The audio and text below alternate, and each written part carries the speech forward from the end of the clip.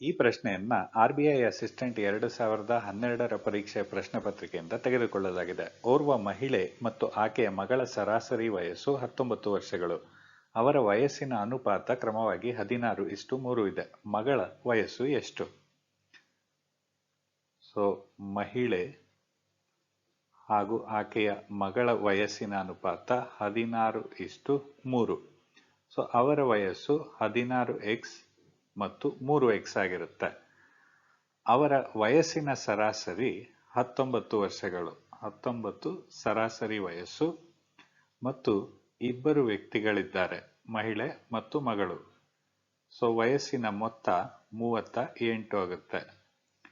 ಈ 16x ಮತ್ತು 3x ಅನ್ನ ಕೂಡಿದ್ರೆ ವಯಸ್ಸಿನ ಮೊತ್ತ 38 ಬರುತ್ತೆ. 19x 38 x 38/19 2. ನಾವು ಕಂಡುಹಿಡಿಯಬೇಕಾಗಿರೋದು ಮಗಳ ವಯಸ್ಸು, ಅದು 3x. 3x 3 × 2 6 ವರ್ಷಗಳು. Option B.